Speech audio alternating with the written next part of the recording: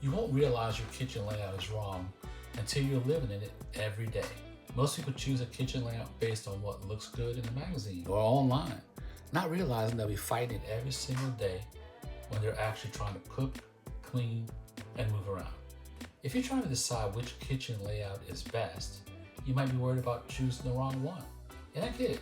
There's a lot of pressure that comes with that decision. I want to take that pressure off of you right away. There is no universally best kitchen layout. There's only the layout that works best for your space and your life. Layout feels intimidating because it affects everything else: cabinets, flow, cost. And once it's built, it's not something you can actually change on a whim. That weight can make it feel like you need to get it perfect. You don't actually live. Before we talk about L shapes or islands, I want you to think about your space honestly. How wide is it? Where doors and windows are? How people move through it? Not just when you're cooking, but all the time. Layouts aren't chosen from a menu. They're shaped by what the room allows and what you need to do in it. An L-shaped kitchen works well when your space opens into another room. It keeps traffic flowing, makes the kitchen feel connected to the rest of your home.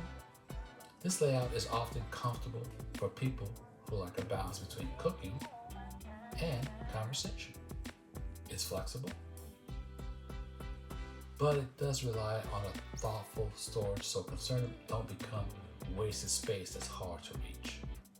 A U-shaped kitchen wraps storage and workspace around you. It's efficient, everything is close. This layout works beautifully if you cook often and want everything within reach without constantly walking back and forth. The key is proportion. When a U-shape is too tight, it can feel closed in and even claustrophobic. When it's well spaced, it feels calm and purposeful. Galley kitchens are often underestimated, but when designed well, they can be incredibly efficient. Everything is straightforward, nothing is wasted. The challenge is making sure walkways stay clear and storage is intentional, so you're not constantly bumping into things or leaving items out because there's nowhere to put them. Galley kitchens don't need to feel small, they just need clarity. Open kitchens and islands are popular for a reason. They create connection, they invite people in, but they also need careful planning. Islands that are too large interrupt flow and make you walk around them constantly.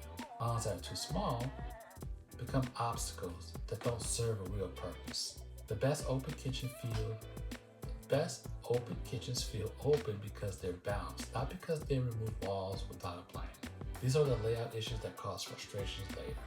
Walkways that feel tight, especially when there's more than one person in the kitchen. Appliances that clash when open, like a dishwasher, blocking a drawer or a fridge. Doors swinging into a counter. Islands placed without considering movement, forcing you to navigate around them awkwardly every single time. These problems aren't obvious on paper. They show up in your daily use. That's why imagining yourself moving through the space adds more than just looking at a floor plan. Here's what I want you to do. Forget a layout name for a moment.